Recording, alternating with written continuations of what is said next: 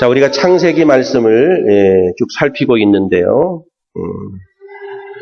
신학에서는 어떻게 표현하는가 하면 창세기는 성경의 모판이다 그렇게 표현을 합니다.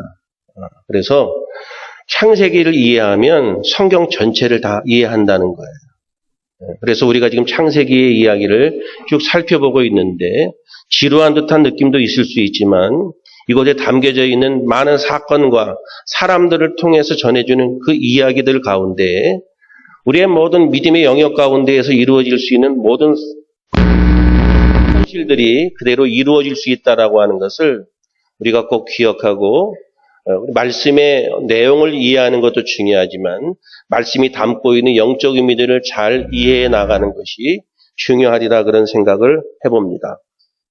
제가 우리 손주들이 생기고 나서 좀 억울한 감이 생겨갖고 이제 내가 아이를 데리고 나갔을 때 어떤 분이 저에게 늦둥입니까? 그러면 네, 늦둥이가 맞습니다. 그렇게 얘기하려고 지금 벼르고 있는데 아무도 그렇게 얘기하는 사람이 없습니다.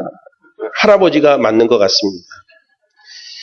할아버지의 이야기를 들으면서 제가 느끼는 것은 내가 제법 인생을 이제 좀 살아온 것 같다라는 생각을 해봅니다.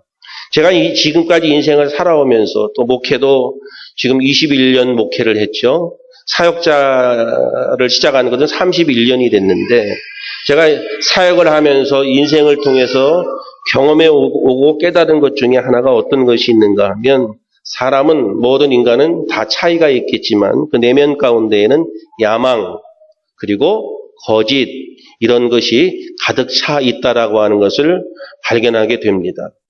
신앙생활을 통해서 사람들이 성숙해지면서 그 크기가 작아지고 거짓이 적어지기는 하겠지만 많은 사람들이 그런 거짓과 야망으로 가득 차 있다라고 하는 것을 사실은 많은 경험들을 통해서 배우게 됐고 예수를 믿는 사람들 공동체 안에 교회 공동체 안에는 그것과는 예외는 아닐까라고 생각하실지 모르지만 이 교회 공동체 안에도 그런 거짓과 야망된 모습들이 우리들의 모습 가운데에도 있을 수 있다라고 하는 것을 경험하고 배우게 됩니다.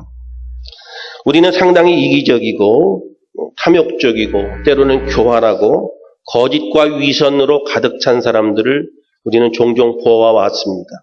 그러지 않은 것 같았는데 조금 알고 보니까 사람이 상당히 거짓되고 위선되고 이런 모습으로 있는 사람들을 우리는 많이 경험해 보았죠. 그리고 또 우리 자신들 모습 가운데에도 그런 모습들이 가끔 있다라는 사실을 발견하고 깜짝 놀라기도 합니다. 사람은 누구나 다 자기 나름대로의 지식이 있고 교양이 있어서 다 감추고 살지는 모르지만 우리들의 모든 마음들 가운데에는 그런 거짓됨과 위장된 어떤 야망 같은 것들이 감추어져 있다라고 하는 사실들을 부인할 수는 없을 것입니다.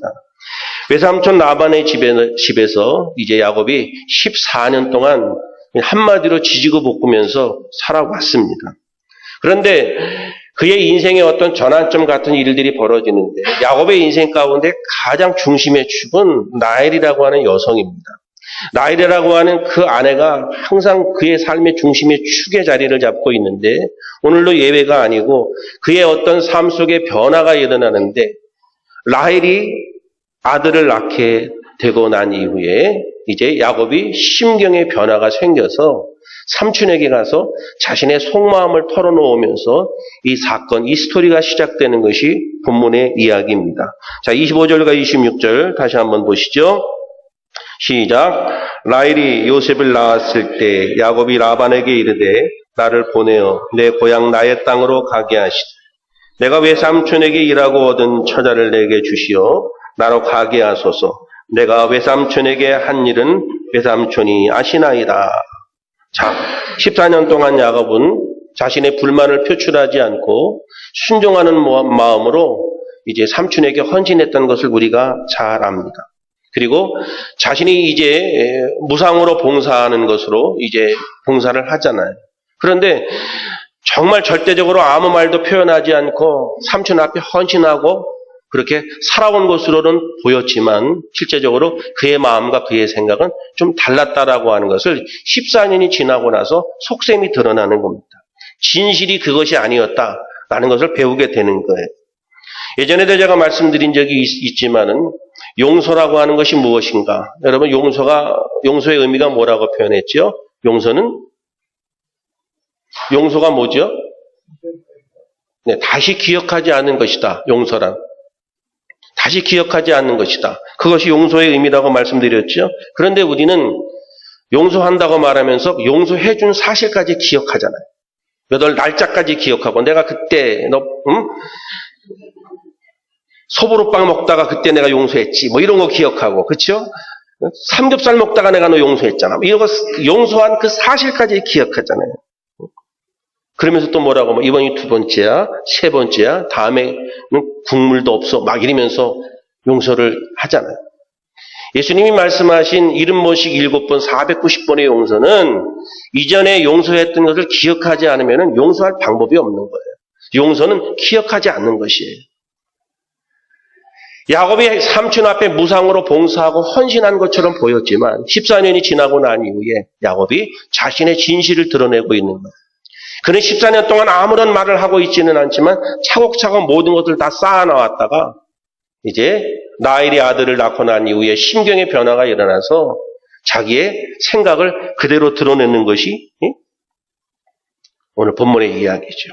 순종한 것 같지만 그의 이면에는 순종한 것이 아니고 뭔가 분노가 있거나 억울함이 있어도 꾹꾹 참고 있다가 기다리며 지내온 삶이 14년이고 14년이 된 어느 날 이제 삼촌에게 자신의 진실을 이야기하는 것이 본문의 이야기예요.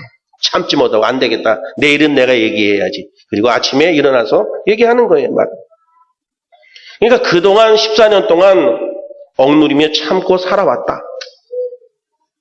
그 심경의 변화가 내 사랑하는 여자가 아들을 낳았으니까 이제 뭐 이룰 거 좀 다 이루었다고 생각했겠죠. 뭔가 자신감 같은 것이 생겨서 삼촌에게 그 이야기를 지금 하고 있는 거예요.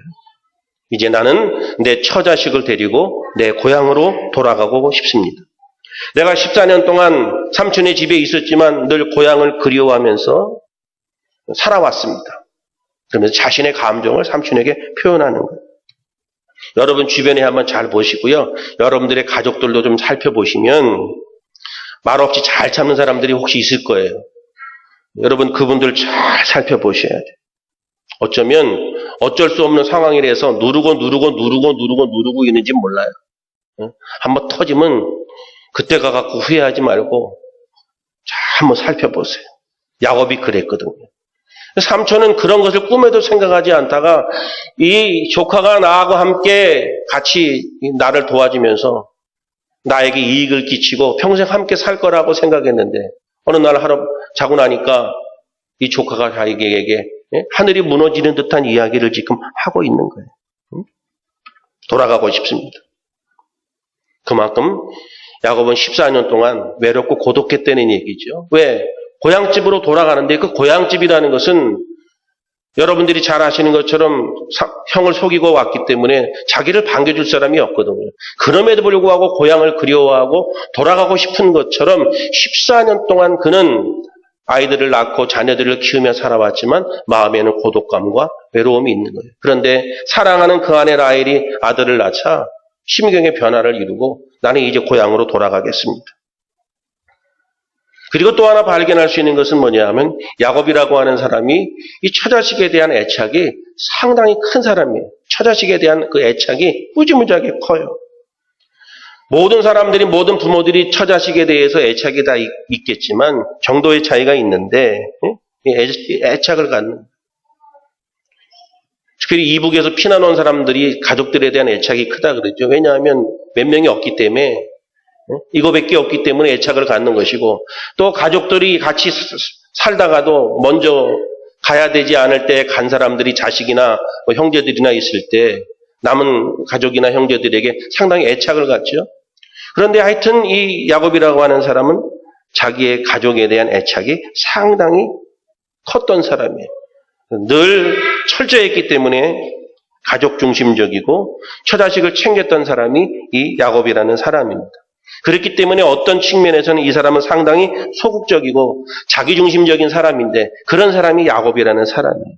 그래서 내 아내 라헬이 아들을 낳자 그의 생각의 심경의 변화가 이루어지는 거예요. 그리고 나는 이제 고향으로 돌아가겠습니다.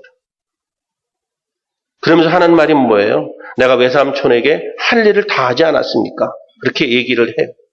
가만히 여러분 성경을 쭉 읽다가 보면은 야곱이 삼촌에게 하는 말은, 하룻밤 자고 나더니 삼촌에게 하는 말은 상당히 가시가 있어요. 그동안 참고 있었던 것을 이제 그가 진심을 표현하고 있는데 그동안 꾹꾹 참았다라고 하는 것을 보여주는 거예요. 가시가 있어요.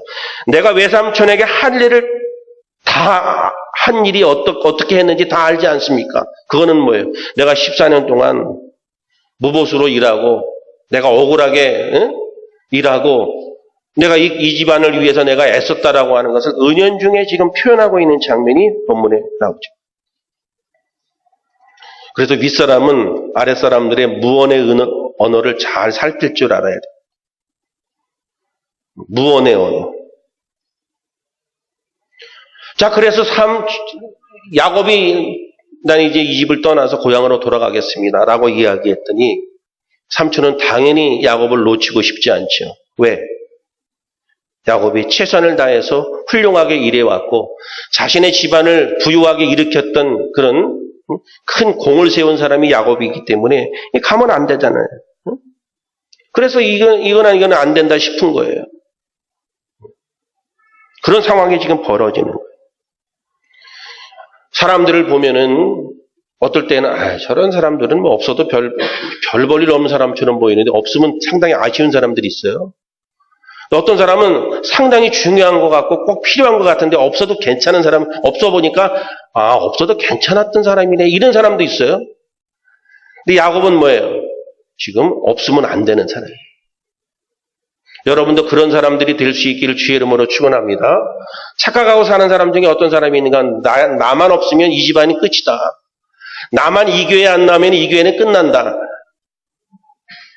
그렇게 생각하는 사람들이 있어요. 그렇죠? 이게 사실일 수도 있지만, 사실일 수도 있지만 사실이 아닐 수도 있는데 라반이 조카 야곱이 집을 떠난다 그러니까 이건 지금 심각한 거예요.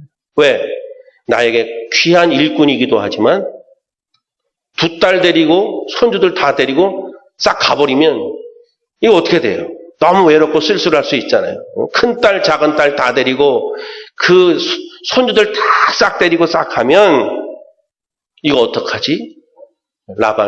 라반이 불안해하고 있는 장면이 벌어지는 거예요. 27절, 28절. 시작.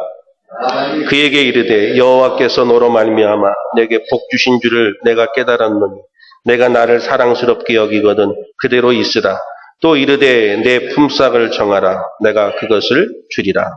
자, 야곱이 떠나야 되는 상황이 왔어요.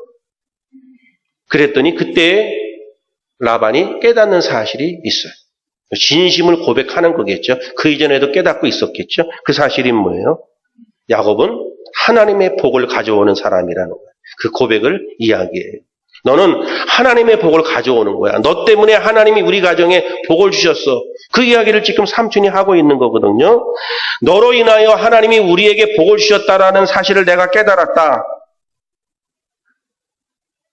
그러니까 보내고 싶겠어요.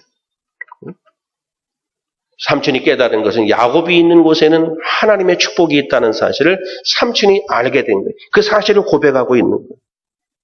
여러분들도 그런 소리를 듣기를 주님의 이름으로 축원합니다. 여러분들이 계시기 때문에 여러분들을 통해서 복을 받았다는 이야기를 들어야지. 네? 제가 우리 집안에 들어오고 나서 되는 일이 없네. 이러면 골치 아프잖아. 나 때문에 복이 되고 그것이 가정이든 일터든 나로 인해서 그것이 복이 되어야 되잖아요. 너 때문에 하나님의 축복이 여기와 함께 있어. 그런 고백을 지금 야곱이 듣게 되잖아요. 여러분들도 그렇게 될 수 있기를 주의 이름으로 축원합니다. 라반이 야곱에게 정말 네가 나를 사랑한다면 떠나지 말고 가지 마라. 내가 이제부터는 품삯을 줄게. 그렇게 지금 이야기하는 거예요. 야곱은 또 혼자 생각을 했겠죠. 내가 14년 동안 고생하면서 이렇게 여기까지 왔는데 이제 삼촌이 그 사실을 인정하는구나. 이 기회를 삼아서 그동안 다 받지 못했던 14년 것까지 다 땡기자. 이런 생각을 지금 혼자 하는 거예요. 29절, 30절. 시작. 야곱이 그에게 이르되 내가 어떻게 외삼촌을 섬겼는지 어떻게 외삼촌의 가죽을 쳤는지 외삼촌이 아시나이다. 내가 오기 전에는 외삼촌의 소유가 적더니 번성하여 때를 이루었으니 내 발이 이르는 곳마다 여호와께서 외삼촌에게 복을 주셨나이다. 그러나 나는 언제나 내 집을 세우리이까. 응? 이제 삼촌이 꼬리를 내리고 너는 하나님의 복을 가져오는 존재야. 너는 가면 안 돼. 이렇게 태도를 보니까 야곱이 이제 뭐예요? 하고 싶은 얘기 다 하는 거지. 내가 14년 동안 갖가지 수모를 다 겪으면서 눈칫밥을 먹어가면서 내가 14년 동안 봉사하며 살아오지 종처럼 살지 않았습니까? 가시도친 말을 이제 또 다 붙는 거예요. 그래서 저도 아랫사람이 위치에 오랫동안 있어봤지만 부리는 사람은 잘 몰라요. 부리는 사람은 잘 몰라요. 그러나 섬기는 사람들은 마음속으로 자기의 처지에 대해서 가르쳐주지 않아도 생각하고 개선하게 되는 거예요. 그래서 부리는 사람은 그런 부분들에 대해서 늘 마음의 염두를 해두고 사는 것이 되게 중요해요. 자, 야곱이 지금 이야기하는 거예요. 외삼촌은 내가 오기 전에는 별로 부자도 아니고 가난했는데 내가 14년 동안 여기서 그렇게 고생하면서 일하는 동안에 삼촌 부자가 되지 않았습니까? 뭐 그런 이야기를 지금 하고 있는 거예요. 자, 여러분 생각해 보세요. 누군가가 여러분 때문에 부자가 됐어요. 그런데 부자가 된 그 인간은 자기만 생각하고 나 때문에 부자가 됐음에도 불구하고 나를 맨날 부려먹기만 하고 그렇다면 억울하겠어요? 안 억울하겠어요? 김종리 집사님만 억울하다 그래요. 다른 분들은 뭐 너무 억울해갖고 치가 떨리는 거죠. 지금 그런 상황이거든요.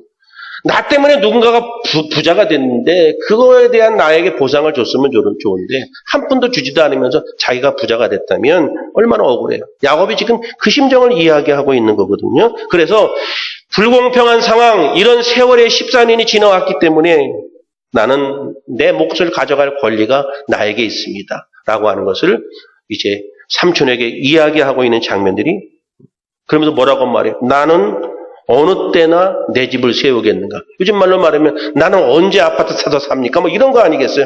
나는 지금 내 집 방 한 칸 없다 이거야. 삼촌에게 봉사하며 살면서 나는 지금 내 처자식 같이 살 집 한 칸 마련하지 못했는데 나는 어떻게 그렇게 내 집을 세우겠는가? 그랬더니 이제 삼촌이 그러면 조건을 제시해라. 그 이야기죠. 그리고 나서 또 뒤이어서 이루어지는 그 모습 가운데 인간의 교활함, 누구에게나 그렇게 가지고 있는 인간의 모습들이 표출되는 장면이 나와요.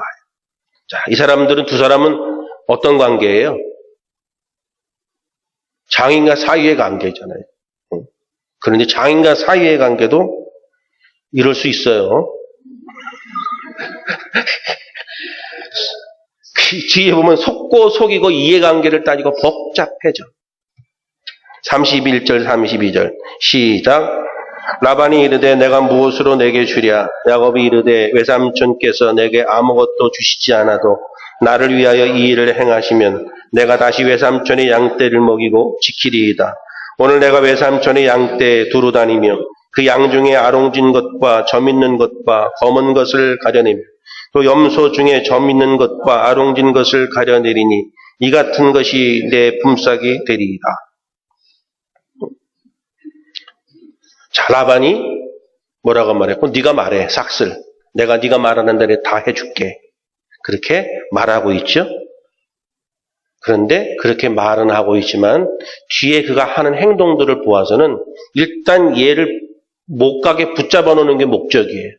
그리고 나서 자기 나름대로 어떻게 계획을 세워서 자기의 이익을 채우고 나가려고 하는 것이 라반의 생각이거든요. 그래서 어떻게 해서든지 야곱을 속여서라도 못 가도록 붙잡아 놓으려고 하는 것이 라반의 의도입니다.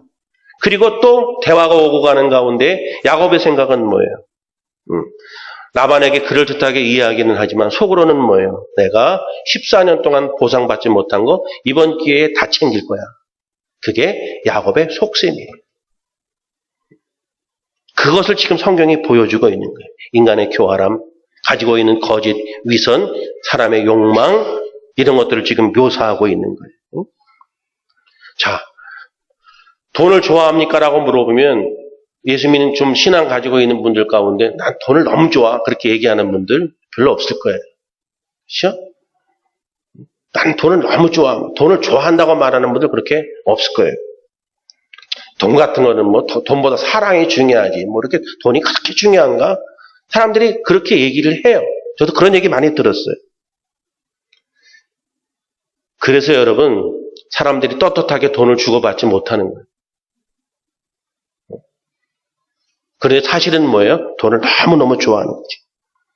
내면과 욕심 가운데 그래도 뭐니 해도 돈이 있어야지. 돈 없으면 뭐 돈이 별거 아니라고 생각하고 돈 있으면 뭐해 라고 얘기할지는 모르지만 내면 가운데에는 돈을 가장 사랑하고 가치 있는 것으로 여기는 거거든요. 자신의 지식이나 교양으로 감추고 있지 그런 모습을 지금 묘사하고 있는 거예요. 믿음이란 무엇인가? 우리는 인간 내면 안에 있는 위선과 거짓과 그런 야망과 욕망들을 다 끄집어내놓고 그것이 그리스도의 은혜로 재해석되고 그리스도의 은혜를 통해서 다시금 새로운 삶이 펼쳐져 나가는 것을 믿음이라고 말하는데 이 사람들은 지금 믿음을 이야기하고 믿음 생활을 하면서도 하나님을 이야기하면서도 자기들 내면에 감추어져 있는 위선과 거짓과 이런 야망들을 품고 있는 이야기를 성경이 지금 풀어가고 있는 거예요. 돈을 좋아합니까? 뭐라고? 좋기는 좋지만 그래도 이렇게 얘기하잖아요. 돈이 너무 좋다고 막 그러진 않죠. 그런데 그 또한 위선일 수 있다. 우리가 멋지게 포장하기 때문에 감추는 거예요. 자, 야곱이 장인이 제안하니까 자기가 지금 품삯을 뭐라고 어떻게 달라고 하는 그것은 너무 간단해. 한마디로 말하면 뭐예요? 하얀 거 빼놓고 다 놔주십시오. 그거거든요. 아롱진 거, 까만 거, 뭐 전배기 뭐 이러면 쭉 얘기하면서 양과 염소 중에서 색깔이 다른 놈은 다 나를 주십시오. 그렇게 제안을 합니다. 삼촌이 생각할 때는 어떻게 됐건 뭐 색깔 있는 놈보다 흰 놈이 훨씬 많으니까 뭐 이건 손해 볼 만한 일은 아니라고 생각을 하고 삼촌이 이제 장인이 그 라반이 제안을 받아들이잖아요. 선심을 쓰는 척하면서 허락을 해요. 그래서 야곱의 경우는 뭐예요? 또 그렇게 제안을 했지만 그는 그 속으로 생각하는 거예요. 나름대로의 속셈이 있는 거예요. 이제 계속 어떻게 내가 양을 직접 치기 때문에 색깔 있는 놈들을 더 많이 교배를 시키고 뭐 이러면은 걔네들이 많이 나올 거라 이런 생각을 할 거 아닙니까? 내가 현장에서 지금 현장 근무를 하고 있는데 서로 지금 동상이몽 마냥 서로 어떤 것을 생각하고 있는 거예요. 이게 뭐예요? 이게 우리의 모습이라는 걸 성경이 이야기하고 싶은 거예요. 이게 우리의 모습이다. 그리고 예수 믿는 사람도 마찬가지다. 목사도 마찬가지고 선교사도 마찬가지고 다 마찬가지다. 이게 원래 인간의 원래의 모습이다. 여러분은 여러분 스스로 어떻다고 생각하십니까? 33절 시작.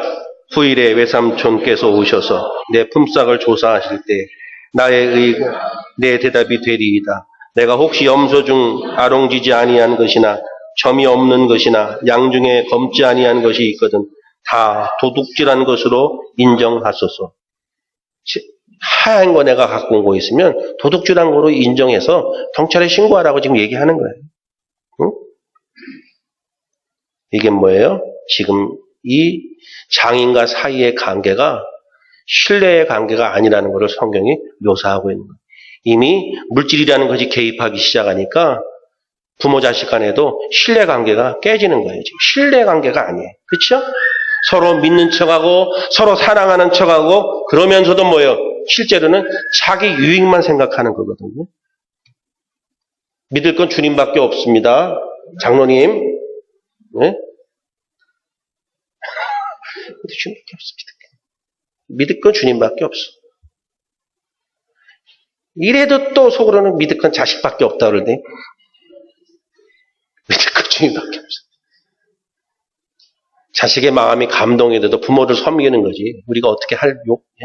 믿을 건 주님밖에 없어. 지금 보여요, 지금. 이 관계가, 신뢰 관계가 깨져버렸어. 뭐가? 물질이 개입되니까. 성경이 지금 그 이야기를 지금 하고 있는 거예요. 사람들이 다 잘해주는 척 하면서도 실제로는 자기 유익을 구하고 있잖아요. 여러분들도 많은 대인관계를 통해 아시잖아요. 겉으로는 무지무지하게 잘해는 척, 주는 척 하면서 뒤에서 힘들게 하는 관계. 모르셔요? 나는 그거 엄청 경험했는데. 난 머리가 나빠갖고 몰랐잖아. 나를 그렇게 좋아하는 줄만 알고. 근데 뒤에서는 나를 너무 이렇게 힘들게 하는 관계들이 있잖아요. 지금 신뢰관계가 깨졌어요. 34절 시작. 라반이 이르되 내가 내 말대로 하리라 하고. 자, 지금 성경의 이야기는 뭐예요? 서로 양보해주는 척하고 서로의 의견을 존중해주는 척하고 뭔가가 지금 잘 되어가는 것 같지만 속으로는 회심을 자기의 생각대로 되어가고 있다라고 다른 생각을 갖고 있는 거예요. 인간에게는 정도의 차이가 있지만 다 자기 실속 차리고 자기 이익 챙기고 그런 욕심이 누구에게나 다 있거든요. 그런데 아직도 야곱이 얼마나 교활하고 계산적인 것인지를 이제 뒤에 가면 더 나오는 거예요. 35절 36절 시작. 그날에 그가 수점소 중 얼룩무늬 있는 것과 점 있는 것을 가리고 암염소 중 흰 바탕에 아롱진 것과 점 있는 것을 가리고 자기와 야곱의 사이를 사흘 길이 뜨게 하였고 야곱은 라반의 남은 양떼를 치니라. 아싸! 딱 계약이 이루어지고 나서 어떻게 해요? 점백이나 색깔 다른 애들은 라반이 어떻게 해요? 자식들한테 다 주고 걔네들은 야곱이 치는 양들한테는 근처도 못 가도록 3일을 가야 만나는 거야. 걔네들은. 이게 누구라고요? 지금 장인과 사이가 지금 이런 일을 벌이고 있다니까. 신뢰관계가 이미 깨졌어. 뭐가 들어오니까? 물질이 개입되니까. 계약이 딱 이루어졌는데 계약이 이루어지고 나니까 라반이 엄청 바빠지는 거야. 라반이 엄청 바빠졌어. 자기가 가지고 있는 소유 중에 얼룩진 놈, 아롱진 놈, 검은 양, 염소 골라서 아들한테 다 주고 얘네를 데리고 어디까지 가? 사흘 길을 가니까 야곱이 가지고 있는 흰 양과 염소들은 점백이나 까만 애들을 만날 길이 없는 거야. 계약이 성사되니까 삼촌이 장인어른이 라반이 본색을 드러내는 거예요. 성경이 뭐 얘기하고 싶은 거예요? 이런 것이 우리의 모습일 수도 있다는 것을 성경에 이야기하고 싶은 거예요. 우리도 라반처럼 어떤 관계 속에서는 말은 그럴듯하게 하고 약속도 그럴듯하게 하고 이렇게 관계를 유지하며 살아오고 20, 30년도 어떤히 살아올 수 있지만 사실은 본심이 그것이 아닌 경우가 있을 수 있다는 것을 이야기하는 거예요. 그런데 이런 상황 가운데 색깔이 다른 애들을 다 다른 곳으로 데리고 가니까 야곱은 이제 어떻게 해요? 답이 없잖아요. 그런 상황처럼 보이지만 그 상황이 그렇게 끊이지 않고 다른 이야기가 전개되는데 하나님은 사실은 그 이야기를 하고 싶은 거죠. 성경은. 그 황당한 이야기를 우리에게 하고 싶은 거예요. 여러분 잘 아시는 것처럼 야곱은 아버지의 집에서 쫓겨나죠. 형과 아버지를 속이고 나서 쫓겨서 방황을 시작하다가 하나님을 만났던 사람입니다. 그리고 하나님을 만나고 난 이후에 야복강 강가에서 다시금 그의 새로운 인생이 시작되는 것이 야곱의 이야기의 중요한 부분이에요.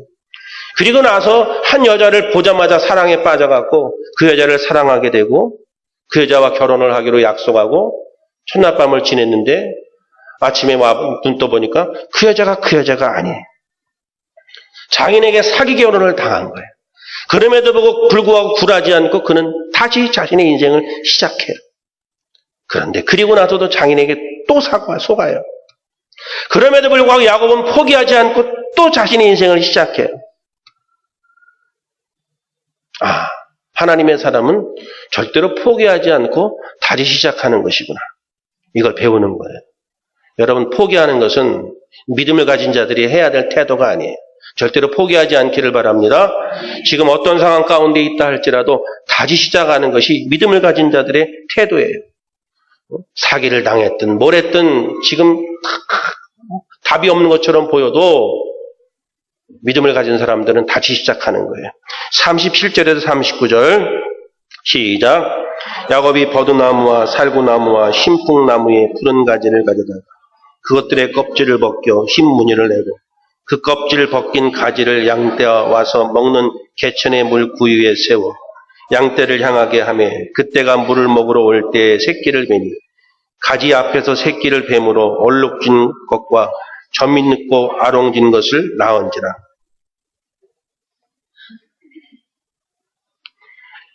야곱이 어떻게 해볼 방법이 없는데 불가능에 도전하는 장면이 이제 등장하는데 말도 안 되는 상황이 지금 일을 시작하잖아요. 나무의 껍질을 벗겨갖고 양들이 물을 먹는 개울에 세워서 양들을 보게 한다? 양들이 물 먹으러 왔다가 그거를 보고 색깔 있는 걸 놨다? 이게 지금 성경의 이야기예요. 인간이 어떤 동물의 유전적인 법칙을 다 깨부시는 말도 안 되는 이야기가 등장하고 있다. 이런 이야기를 성경이 지금 하고 있는데 여기에 매우 중요한 영적 의미를 담고 있는데 여러분 생각해 보세요. 나무 껍질을 뜯어다가 양들이 먹는 물에다 놓았는데 그 물 색깔이 그렇다고 그거를 물 먹으러 왔다가 본 애들이 그거를 보고 색깔 있는 양을 낳고 염소를 낳았다? 이 일이 벌어지잖아요. 그럼 이 얘기는 무슨 얘기예요? 이 일은 자연적인 섭리로 이루어진 것이 아니고 하나님의 기적으로 이루어진 일이라고 하는 것을 성경이 말하고 싶은 거예요. 자, 그러면 믿음이란 무엇인가? 또 그런 질문을 해봅니다. 우리가 어떤 자연적인 섭리나 자연적인 이해나 우리의 상식이나 이해의 범주에 들어온 것을 우리는 믿음이라고 말하잖아요. 저와 여러분들은 지금 믿음을 가진 사람들인데 우리가 믿고 있는 그 믿음의 부분은 그 범주를 훨씬 넘어간 사람들입니다. 그렇죠? 자, 구약의 이야기를 보면은 이스라엘 백성들이 하나님 앞에 순종하지 않아서 다 죽게 돼요. 뱀에 물려갖고. 그랬더니 모세가 하나님 앞에 기도하니까 하나님이 뭐라고 말해요? 너 지팡이 끝에다가 장대 끝에다가 불뱀을 만들어 달아라. 그거 보는 자는 살고 안 보면 죽는다. 그랬더니 그 이야기에 두 가지의 반응이 있는데 한 가지 반응은 뭐예요? 아니 뱀한테 독사한테 물렸으면은 해독제를 맞아야지. 먹든지 마든지. 그래야 이런 부류. 그 말도 안 되는 얘기에 그리고 나서 안 쳐다보고 죽은 부류 있고 그래도 어떻게 됐거나 쳐다라도 보자.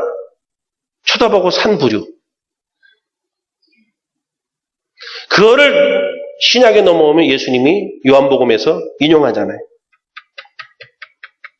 요한복음 3장 14절 17절에 인자도 모세가 광야에서 뱀을 든 것 같이 인자도 들려야 하리니 그렇죠? 예수님이 장대 나무 끝에 매달려 십자가의 죽음을 상징하는 그 묘사를 구약의 그 이야기를 끄집어내다가 말씀을 하잖아요. 믿음이라고 하는 것은 자연적인 어떤 현상이나 자연적인 범주나 과학이나 그런 것의 이해를 벗어나는 것이 믿음의 이야기라는 것이고 야곱이 사기꾼 기질이 있고 교활하고 그런 존재임에도 불구하고 그가 하나님을 향해서 그런 믿음을 가지고 나아가고 있다는 것을 같이 아이러니하게 표현하고 있잖아요.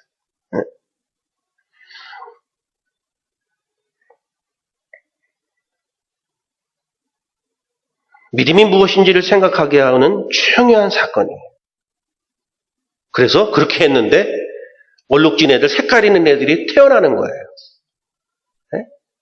그래 믿음 없는 사람들 볼 때는 이건 뭐예요? 이거 짜고 치는 고스톱 아니야. 이거 지네들이 다 성경책 만들어 놓고 지들이 좋다 그러고 40절에서 42절 시작.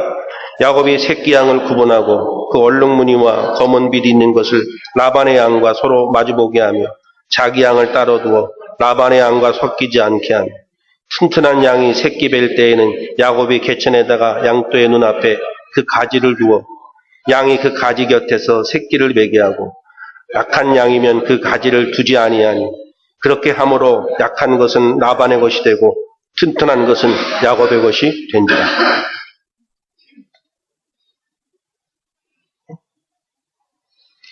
하나님의 기적이 일어나는데도 성경이 또 뭘 이야기하는가 하면 하나님의 기적이 일어나는 현장 속에서도 인간의 야망은 끊이지 않다. 그걸 지금 하는 거야. 계속 머리를 쓰고 있잖아. 그렇죠? 하나님의 기적이 이루어지는 가운데에도 인간의 야망은 계속 이어지고 있다. 저나 여러분들도 주님의 뜻대로 살아야지, 주님의 뜻대로 산다고 말하면서도 계속 우리의 이익을 추구하며 살아가잖아요. 아니에요? 하나님의 뜻만 바라보고서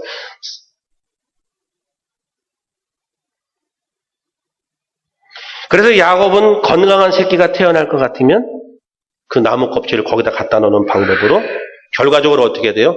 라반의 양들은 상태가 안 좋은 애들, 지껏은 건강하고 튼실한 애들, 지금 그렇게 하고 있죠. 하나님의 기적이 이루어지는 가운데에도 자신의 야망이 거기에 계속 있는 거예요. 43절 시작.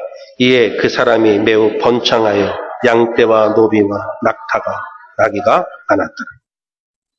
이렇게 43절은 끝나요. 하나님의 기적이 이루어지는 가운데에도 인간의 야망이 지속되는데 우리가 생각할 때는 아니 저 인간은 내가 기적을 베풀어줘 저렇게 축복해 주는데도 불구하고 계속 잔머리 굴리고 앉았네 라고 생각하고 이제는 끝! 라고 생각할지는 모르지만 하나님의 기적이 이루어지는 가운데도 인간의 야망을 품고 교활한 생각을 가지고 있음에도 불구하고 뭐예요? 하나님은 지속적으로 당신의 역사를 이루어 가시고 사랑을 베푸신다 그거예요. 그럼 뭐예요? 이것이 하나님의 사랑이다. 우리를 선택하신 하나님의 역사하심이다. 또 더 나아가서는 우리도 야곱처럼 그렇게 정직하지 못할 때가 있고 겉으로는 헌신하고 의로운 척하면서도 그 안에 나에게 탐욕이 있다는 사실을 하나님이 아신다 이거예요. 그럼에도 불구하고 하나님은 우리를 포기하지 않으시고 그런 것들을 허용하시고 인정하시면서 서서히 그 야곱을 이스라엘로 바꾸어 가시는 하나님의 역사가 성경의 이야기 가운데 기록되는 거예요. 그리고 그것이 복음이라는 것을 우리에게 설명하는 거예요. 만약에 하나님의 기적이 계속되는데도 우리들로 생각하면 잔머리 굴리고 욕망이 끊임없다면 하나님의 사랑이 멈출 것처럼 생각하잖아요. 하나님 그런 식으로 우리를 사랑하는 것이 아니고 하나님이 우리에게 가지고 계시는 목표는 뭐냐 하면 야곱이 이스라엘 되는 거예요. 성화되어지고 하나님의 나라에 가까운 백성이 되기를 원하는 거니까 기다리시면서 그렇게 역사를 이루어 가십니다. 결국은 우리를 그렇게 세워주실 거예요. 오늘 이 아침에 그 하나님을 찬양합니다. 우리 모두 그 하나님을 찬양할 수 있기를 주의 이름으로 축원합니다. 저와 여러분들이 특별히 마음이 착하고 무슨 마음이 그렇게 저기 무슨 삼척에 가면 장왕이 있는데 장왕이 무슨 뭐라고 표현하더라? 무슨 물이 맑다고 뭐라고 표현하는데 우리의 마음이 맑은 물처럼 맑아서 하나님이 우리를 사랑한 것도 아니고 다른 사람하고 달리 욕심도 없고 착해 빠져서 여러분들을 사랑한 것도 아니고 저나 여러분들도 야곱처럼 똑같이 하나님의 기적을 보면서도 또 다른 실수를 하고 있는 그런 인간임에 불과하지만 우리를 향하신 하나님의 목적은 결국 그런 야곱을 이스라엘로 바꾸어가는 것처럼 성화시키고 하나님의 나라에 적합한 백성으로 만들어가는 것이 하나님의 뜻이에요. 그래서 당신의 대제사장 되시는 당신의 어깨와 가슴에 이름과 보석으로 우리를 새기시고 예수 그리스도의 모습으로 예수 그리스도의 장성한 분량까지 성장하는 그 모습을 꿈꾸면서 우리를 인도하시는 거예요. 그 하나님을 바라보면서 오늘도 우리에게 주어진 삶 속에 하나님을 높여 찬양하는 저와 여러분들의 삶이 되실 수 있기를 주님의 이름으로 축원합니다. 기도하겠습니다. 기도하겠습니다. 기도